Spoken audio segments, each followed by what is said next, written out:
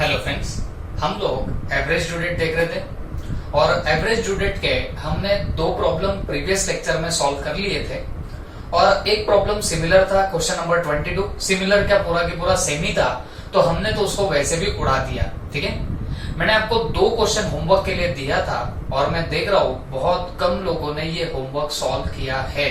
Okay, तो देखो serious issue है। आई थिंक सिर्फ 8 से 10 लोग ऐसे थे जिन्होंने होमवर्क सॉल्व किया, बाकी 18 to 29 स्टूडेंट ऐसे जिन्होंने होमवर्क सॉल्व नहीं किया। देखो बच्चों, एक ही बात बोलूंगा आप लोगों को, ये होमवर्क्स वगैरह देना क्यों इंपॉर्टेंट है, क्योंकि ये एक चीज हो सकती है जहां से मैं ट्रैक कर पाऊंगा कि आप लोग प्रॉपरली ढंग से पढ़ रहे हो कि नहीं पढ़ रहे हो। अब ये श्योर हो गया, जो लोगों ने अभी तक होमवर्क सॉल्व नहीं किया, इसके दो रीजन हो सकते हैं। या तो उन्होंने वो वीडियो उस दिन का उस दिन देखा ही नहीं। इवन मैं अभी ये शाम को लेक्चर रिकॉर्ड कर रहा हूं तो अब तक इन लोगों ने वीडियो देखा ही नहीं है। ओके, ये सबसे बड़ा रीजन हो सकता है जिसकी वजह से उनको पता ही नहीं है कि यहाँ पे होमवर्क दिया गया है। और मैंने डेलिबरेटली उस पर्टिकुलर हमारे ग्रुप में ये नहीं डाला कि आपको ये होमवर्क रहेगा। क्यों ग्रुप में डाल दिया तो बच्चे फिर भी देख लेते हैं। ओके, अब इसका मतलब किसी ने वो लेक्चर, बहुत लोगों ने लेक्चर अभी तक देखा भी नहीं होगा, ये पहला रीजन हो सकता है। दूसरा रीजन, किया ही नहीं होगा। अब आप किस रीजन में फिट बैठते हो आपको पता, but I am telling you guys, आप लोगों को थोड़ा सा सीरियस होना पड़ेगा। As I have told you that अब यहाँ से आपको भी गियर अप करना है, हम लोगों को भी गियर अप करना है। ठीक है, देखो खैर हमारे तो पूरा कंट्रोल में होता है, वी नो वेरी वेल कि कहाँ से गियर अप करना है, कहाँ पे थोड़ा सा दम से जाना है, कौन सा स्टॉप रहेगा जहां आराम से जाना है, कहाँ पे बहुत फास्ट जाना है, या मैं बोलूंगा जल्दी से निकल जाना है, ये हमको बहुत अच्छे से पता है, तो हम वैसे मैनेज कर लेंगे। बट अगर आप हमारे साथ नहीं चल पाओ तो फिर बच्चों आपकी डिफिकल्टी हो सकती है। तो प्लीज, जैसे बता रहा हूँ, जिस डायरेक्शन में आपको होमवर्क्स वगैरह दिए जा रहे हैं, जैसे बोला जाता है पढ़ाई करने के लिए, प्रॉपर पढ़ा करो। मैं अभी भी बोल रहा हूँ, स्ट्रिक्ट वार्निंग है। अब यहाँ से आपके पास में टाइम कम रहेगा, आपको गियर अप करना पड़ेगा आपके स्टडीज को। प्रीवियस का आपको बार बार पढ़ना है, वो तो डेफिनेटली हमारी बाद में रिविजन्स वगैरह सब होनी है, बट आप सिर्फ ऐसा मत सोचो कि यार सर करा लेंगे वगैरह। आप आपके तरफ से भी कुछ किया करो, एफर्ट्स आपको भी लगाने पड़ेंगे, तो जाके आपको जो अच्छे रिजल्ट है वो दिख के आएंगे। ओके, दोनों तरफ से एफर्ट्स होना जरूरी होता है। ठीक है, तो प्लीज ये बात का गौर करना। अब बच्चों, हम लोग एक नए प्रॉब्लम की तरफ जा रहे हैं, बट नए प्रॉब्लम की तरफ जाने से पहले मैं आपको एक छोटी सी बात बता देना चाहूंगा। ओके, कुछ लोगों की वो गलती हुई है। देखो, मैंने डेलिबरेटली होमवर्क के वो जो प्रॉब्लम थे वो आपको एक्सप्लेन नहीं किए। मैंने डेलिबरेटली क्या किया, आपको पहले सॉल्व करने दिया। मेरे को सिर्फ इतना देखना था कि आपने वो जो बिल्स ऑफ एक्सचेंज चैप्टर पढ़ा था कि उसके कितने कॉन्सेप्ट आपको याद है, बस मुझे इतना ही देखना था। आपने जो 12th में किया था बिल्स ऑफ एक्सचेंज, उसके मुझे सिर्फ कॉन्सेप्ट चेक करने थे कि आपको कितना याद है। इसके लिए वहां पे कहाँ गलती हो सकती थी ये मैंने आपको तब डेलिबरेटली नहीं बताया था। बट अब हम लोग देखते हैं कि बच्चों, वो जो चीजें जहां गलतियां हुई है काफी लोगों की, तो वो एग्जैक्टली कहाँ पे गलतियां हुई है, कहाँ पे नहीं, वो हम लोग यहाँ पे देखने वाले। ठीक है, तो चलो ध्यान देना मेरे पास में। अब बच्चों, एक कॉन्सेप्ट ही, जैसे हमने बोला 1 मंथ वगैरह का टर्म रहा तो कैसे निकालना कैसे नहीं, आपको बहुत अच्छे से पता है। एक प्रॉब्लम में सबको एक प्रॉब्लम फेस हुई है, कौन सी? अगर लेट्स से यहाँ पे 21 जनवरी है, 29 जनवरी है और आपका जो टर्म है बिल का वो है 1 मंथ का। ठीक है, 29 जनवरी आपकी डेट ऑफ बिल है और 1 महीने का आपके पास में टर्म है। तो अब सवाल है यहाँ पे ड्यू डेट क्या आएगी। इस सिचुएशन में ड्यू डेट क्या आती है, यहाँ पे काफी लोगों की गलती हुई है। ओके, क्यों हुई है गलती? क्योंकि आपको एक कॉन्सेप्ट शायद पता नहीं है, या पता भी होंगी पहले, अब भूल चुके होंगे। ठीक है, अब मेरी बात सुन के लेना।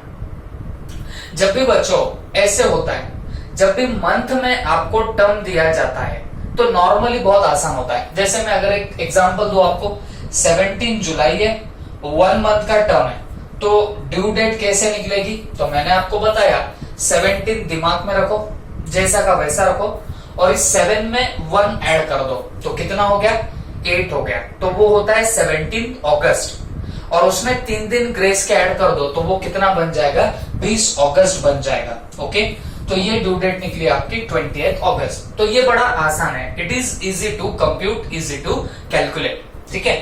लेकिन अब अगर बात चल रही है इस पर्टिकुलर चीज की, ये सिनारियो है 29 जनवरी, 1 मंथ का आपको टर्म है और आपको पूछे ड्यू डेट, तो आप सोचेंगे सर जैसे आपने यहाँ पे बोला हम भी वैसे करने की कोशिश करते हैं, 29 जैसा का वैसा रखो और वो एक में एक महीना जोड़ दो तो वो तो बन रहा है 29 फेब। तो काफी लोगों ने मुझे बोला कि सर 2014 जो है इसमें 29 डेज तो होते ही नहीं है, वो तो लीप ईयर था ही नहीं।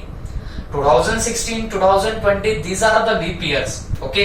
तो यहाँ पे 29 डेज आएंगे फरवरी में। तो कुछ बच्चों ने क्या किया, कुछ बच्चों ने ये जब 29 जैन में 1 मंथ अगर करना था तो कुछ लोगों की तो बहुत ही एक गलती, बड़ी ग्रॉस मिस्टेक हो गई। कुछ लोगों ने क्या किया, यहाँ पे ड्यू डेट निकाल ली 1 फेब। अब मेरे को नहीं समझा ये 1 फेब निकलेगी कैसे। 1 फेब में तो आप लोग यहाँ पे सिर्फ 3 दिन ऐड करोगे तो जाके 1 फेब निकलेगी। तो मतलब वो लोगों ने 1 महीने का टर्म ही ऐड नहीं किया और डायरेक्ट 1 फेब निकाला। तो ये तो ग्रॉसली क्या है बताना गलत है, ठीक है। कुछ लोगों का 4th मार्च जो था, 4th मार्च निकल के आया ड्यू डेट इस सिनारियो में। बट बच्चों वो भी गलत होगा। अब क्यों होगा ये बात सुनना। नॉर्मल जब भी आपको डेट दी जाती है और टर्म मंथ में दिया जाता है तो आप डेट को कांस्टेंट रखो और इस मंथ में उसमें टर्म का मंथ ऐड कर दो। तो जैसे 7 में एक ऐड करोगे तो वो बनेगा 8, तो 17 अगस्त डेट सामने आई, फिर 3 दिन ग्रेस के ऐड किए तो वो बन जाएगा 20 अगस्त। ये नॉर्मली होता है। बट अगर आपके किसी महीने की डेट ऐसी है जो अगले महीने में न आए, अब जैसे 29 जो है वो फरवरी में यूजुअली दिखाई नहीं देती, वो तो लीप ईयर में दिखाई देती, ठीक है। तो जब भी ऐसा सिचुएशन आएगा तो आप बोलोगे सर 29 कांस्टेंट रखते और ये एक में एक ऐड करते तो वो तो 29 फेब बन गया और सर ये तो डेट नहीं आती। तो याद रखना अगर आपकी डेट न भी आए, no date is there in the month, no date is there in the month, okay. किसी महीने में ये डेट नहीं आ रही, 29 की जगह पे 30 जैन भी होता, 1 महीने का टर्म होता तो वापिस से वही इश्यू होता, क्योंकि फेब में 30 तो कभी भी नहीं आता, ठीक है। तो जब ऐसा हो जाएगा, जब यहाँ की डेट किसी पर्टिकुलर मंथ में अगर नहीं आती तो आप लोग उस पर्टिकुलर मंथ का लास्ट डेट पकड़ते हो एज ए ड्यू डेट। अब जैसे 29 जैन 1 महीना ऐड करोगे तो वैसे तो आना चाहिए था 29 फेब, लेकिन 2014 इज नॉट लीप ईयर, तो 2014 में 29 वैसे तो नहीं आएगा। तो ऐसे वक्त क्या करना, जो लास्ट डेट होती है ना फरवरी महीने की, वो डेट पकड़ना एज अ ड्यू डेट। तो हम कितना पकड़ेंगे, 28 फरवरी पकड़ेंगे as a due date. Last day of the month पकड़ना एज अ ड्यू डेट, तो कितना आ गई 28 फेब। अब उसमें 3 दिन ग्रेस के ऐड कर देना, तो कितना हो गया 1 मार्च, 2 मार्च और 3 मार्च। ये आपकी बनेगी मैच्योरिटी डेट। बट मैंने जैसे आपको बताया हम यहाँ मैच्योरिटी डेट को ही क्या बोलते रहते हैं, ड्यू डेट बोलते रहते हैं। क्लियर हो गया। तो अगर ऐसी सिचुएशन जनरेट हुई 29 जैन और उसमें 1 महीने का टर्म ऐड करना है तो वैसे तो 29 फेब निकलता, ओके, वैसे तो 29 फेब निकलता। तो आप लोग क्या करोगे, 29 फेब तो लोगे नहीं, बट उसी महीने की जो लास्ट डेट होगी ना उसको आप लोग पकड़ लेना ड्यू डेट, और फिर उसके बाद में उसमें 3 दिन ग्रेस के ऐड करना। तो मैंने 29 फेब, मेरे को पता है कि डेट नहीं होती फरवरी में, तो मैंने लास्ट डेट पकड़ लिया फरवरी महीने की और उसमें मैंने 3 दिन ग्रेस के ऐड कर दिया, ओके। मेरे ख्याल से नियति हो गई और 1-2 लोग, अब मेरे को एग्जैक्ट नाम याद नहीं आ रहा, उन लोगों ने कॉमन मिस्टेक करी है। क्या, उन लोगों ने नो डाउट दिमाग काफी लगाया, दिमाग लगा के किया है, वो कोई ऐसा नहीं बोलूंगा कि ग्रॉस गलती है, दिमाग लगाई हुई गलती है, सुन के लेना। अब वो नियति और कुछ लोगों ने क्या किया है, उन्होंने एक काम कर दिया, वो बोलते हैं कि सर 29 फेब तो नहीं होता, ओके, 1 महीने का टर्म बोलोगे 29 जैन में 1 महीने का टर्म तो वो बनता है सर 29 फेब, और फेब में अगर 2014 चल रहा है तो उसमें 29 डेज नहीं रहेंगे, तो सर मार्च का 1 तारीख आएगा, और इसमें 3 दिन ऐड कर दो तो ये बनता है 4 मार्च। लेकिन एक चीज याद रखना, ऐसा कभी होता नहीं है बिल्स ऑफ एक्सचेंज में। ओके, तो अगर आपने बिल्स ऑफ एक्सचेंज की आपको कॉन्सेप्ट याद हो या फिर ऐसा कभी प्रॉब्लम आपको आया होगा तो शायद आपकी क्लैरिटी बढ़ सकती थी। बट जो भी हो आगे से याद रखना, अगर ऐसी सिचुएशन आए, लेट्स से 29 जनवरी आया और हमारा 1 मंथ का टर्म है तो वो जा रहा है 29 फेब को, बट अगर फेब में 29 डेज है ही नहीं तो फेब्रुवरी का लास्ट डे पकड़ना पड़ेगा एज योर ड्यू डेट। अब यहां पे जैसे हमने पकड़ा 28 फेब और उसमें फिर आप लोग 3 दिन कौन से ऐड करना, ग्रेस के ऐड कर देना, तो वो जाएगा कहां पे, 3 मार्च को चला जाएगा। Is that clear? तो अब ये रूल हमेशा याद रखना, ठीक है। अब एक और चीज थी, वैसे तो काफी लोगों ने उसको अच्छे से खेला बट फिर भी कुछ लोग उसमें अटके। किस चीज में अटके बच्चों? मुझे एक बात बताओ, जब आप ये ड्यू डेट निकालते हो, ओके, जब भी आप लोग ड्यू डेट निकालते हो तो इसके 2 पार्ट हो सकते हैं। एक तो वो ड्यू डेट निकल सकती है पब्लिक हॉलिडे या फिर वो निकल सकती है इमरजेंसी हॉलिडे। ओके,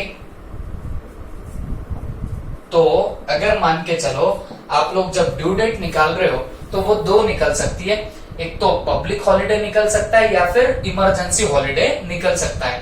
तो हमेशा याद रखो, if your due date comes to public holiday तो हमेशा क्या करना बताना, आप लोग प्रीसीडिंग डे लोगे, ठीक है। तो हमेशा आप लोग क्या पकड़ोगे, प्रीसीडिंग डे पकड़ोगे एज अ ड्यू डेट। और अगर इमरजेंसी हॉलिडे होता है तो आपको सक्सीडिंग डे पकड़ना पड़ता है एज अ हॉलिडे, या सॉरी सक्सीडिंग डे पकड़ना पड़ेगा एज अ ड्यू डेट। अब ये पॉइंट भी आप लोग हमेशा याद रखना।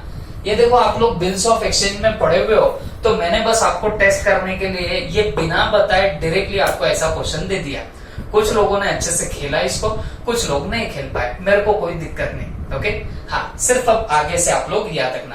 अब जैसे आप लोग कभी ड्यू डेट निकाल रहे हो, मेरे ख्याल से हमारे इसमें प्रॉब्लम था 12 जुलाई का, मेरे ख्याल से एक बिल था जिसका टर्म था 1 मंथ, जिसका टर्म था 1 मंथ। तो 12 तारीख जैसे के वैसे रखो, 7 में 1 जोड़ दो, कितना हो गया, 8 हो गया, तो वो हो गया 12 अगस्त। और 3 दिन ग्रेस के ऐड कर दिए तो that comes to 15th of August. तो कुछ बच्चों ने डायरेक्टली 15th अगस्त लिख लिया, लेकिन बच्चों मुझे एक बात बताओ, 15th August is our public holiday, तो आपको ड्यू डेट में क्या लेना पड़ेगा, आपको लेना पड़ेगा प्रीसीडिंग डे, माने 14th अगस्त वहां पे लेना पड़ेगा, ठीक है। तो इससे काफी फर्क गिरता है जब आप आंसर सॉल्व करोगे उस पर्टिकुलर चीज में, ठीक है। तो होमवर्क में ऐसे 2 मैंने हटकुन से टेढ़े मेढ़े पॉइंट डाला था जो कंसेप्ट आप लोग पहले पढ़ चुके थे, तो मैंने बिना पढ़ाए ही आपको ये होमवर्क दिया था, बट स्टिल आपने अच्छे से किया। जिन्होंने किया उनकी बहुत अच्छी बात है। अरे भाई, कुछ हुआ तो क्या हुआ, गलती हो गई है और क्या हुआ है, बट आप लोगों को आई होप अब ये गलती समझ में आ चुकी होगी। तो क्लियर हो गया सबको? अब बच्चों, हम लोग अब थोड़ा सा आगे बढ़ेंगे। एक न्यू वैरायटी, एक स्लाइड सा मैं वैरायटी में चेंज कर रहा हूं, है कुछ नहीं, निकालना सब कुछ वही है, बट एक स्लाइड सा चेंज होगा और जिसके बेसिस पे आज हम और 2 क्वेश्चन करेंगे। मैं और फर्दर क्वेश्चन आपको होमवर्क के लिए दूंगा, ठीक है। चलो ध्यान, अब वैरायटी क्या है या क्या है, प्लीज सुन के लेना। अब बच्चों, ये एक टाइम स्केल डायग्राम मैंने निकाला, कॉन्सेप्ट समझ लो, फिर आगे के प्रॉब्लम में आपको आसानी होगी, ठीक है।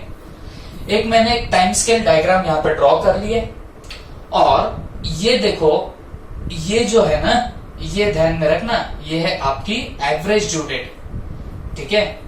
मैं इसको क्या बोल रहा हूं, एवरेज ड्यू डेट। अब ये अगर एवरेज ड्यू डेट है, कोई भी पर्टिकुलर डे अगर तुम्हारी एवरेज ड्यू डेट निकलती है तो हमेशा याद रखना, एवरेज ड्यू डेट मतलब क्या है बताना, नो प्रॉफिट और लॉस ऑफ इंटरेस्ट, ठीक है। ये ऐसी ड्यू डेट है जहां पे इंटरेस्ट का ना तो लॉस होता, ना तो गेन होता, ना ही प्रॉफिट होता है। क्लियर है? तो इस पर्टिकुलर डेट पे आप सारे ट्रांजैक्शन की पेमेंट करोगे। याद करना मेरा वो फर्स्ट लेक्चर जब मैं आपको सिखा रहा था कि ए और बी के बीच में काफी सारे ट्रांजैक्शन थे, उनके बीच में क्या चल रहा था बताना, सेल और परचेस का ट्रांजैक्शन चल रहा था। तो एक के पीछे एक उनके ट्रांजैक्शन चले जा रहे थे, और मैंने आपको उसमें बताया कि अगर कोई एक ही दिन मिस्टर ए बी को पेमेंट करना चाहे तो वो कौन सी डेट सिलेक्ट करेगा? तो बेटा वो एवरेज ड्यू डेट सिलेक्ट करेगा। क्यों एवरेज ड्यू डेट? बिकॉज अगर आप सारे पेमेंट्स एवरेज ड्यू डेट को करोगे, what I am talking about, सारे पेमेंट्स आप एवरेज ड्यू डेट को कर दोगे, there will be no profit and no loss to either party. किसी भी पार्टी को प्रॉफिट नहीं होगा, लॉस नहीं होगा रिगार्डिंग योर इंटरेस्ट। तो एवरेज ड्यू डेट पे एग्जैक्ट पेमेंट करोगे तो कोई प्रॉफिट नहीं, कोई लॉस नहीं। लेकिन अगर after average due date, okay, after average due date जब भी आप पेमेंट करोगे तो हमेशा याद रखना, पेमेंट में आपको दो चीजें देनी पड़ेगी। दो चीजें क्या देनी पड़ेगी बताना? एक तो टोटल अमाउंट पे करना पड़ेगा, मतलब जितने आपके बिल्स के अमाउंट है, जितने के आपके ट्रांजैक्शन हुए थे, वो तो अमाउंट देनी ही पड़ेगी। उसके साथ में आपको क्या देना पड़ेगा बताना? इंटरेस्ट भी देना पड़ेगा। अरे बात समझ रहे हो आप लोग? उसके साथ में आपको क्या देना पड़ेगा? इंटरेस्ट भी देना पड़ेगा। क्यों देना पड़ेगा बच्चों? क्योंकि एवरेज ड्यू डेट ऐसी है जहां आपको कोई इंटरेस्ट नहीं लगेगा। बट आप एवरेज ड्यू डेट के बाद पेमेंट कर रहे हो ना, तो फिर आपको उस सामने वाले बंदे को इंटरेस्ट देना पड़ेगा। आई होप सबको समझ में आया है। तो सर अगर हम पहले पेमेंट कर ले, तो prior to average due date payment कर दे तो क्या होगा सर? तो बेटा आपको टोटल अमाउंट तो फिर भी पे करनी ही पड़ती है। बात समझ में आ रही है? टोटल अमाउंट जो हमारी ट्रांजैक्शन की है वो तो पे करनी ही पड़ेगी। हाँ हुआ तो यहाँ बाद में पेमेंट करते हो तो इंटरेस्ट देना पड़ता, यहाँ पे आपको इंटरेस्ट मिल सकता है, रिसीव हो सकता है। तो आप लोग क्या करोगे बताना? कम अमाउंट पे कर सकते हो। कब? अगर एवरेज ड्यू डेट के पहले पेमेंट करोगे तो। बात समझ में आ गई आपको? तो this is about your average due date का और एक आपका कॉन्सेप्ट। एवरेज ड्यू डेट के बाद पेमेंट करोगे तो जितने टोटल बिल्स है उसकी तो अमाउंट देनी ही पड़ेगी, बट उसके साथ में इंटरेस्ट भी देना पड़ेगा। इंटरेस्ट कहां से कहां तक? एवरेज ड्यू डेट से लेके पेमेंट की डेट तक। ओके, इंटरेस्ट कौन सा है बताना? From the date of average due date till, हाँ बोलो, till what? Date of payment, till date of payment. तो यहां तक का आपको क्या देना पड़ेगा और इंटरेस्ट भी देना पड़ेगा। क्लियर हो गई बात? तो जितना डिले करोगे उतना इंटरेस्ट आपका बढ़ने लग जाएगा। ठीक है, तो ये सब बातें फटाफट आप लोग रफ में कहीं तो भी नोट कर लो। क्यों?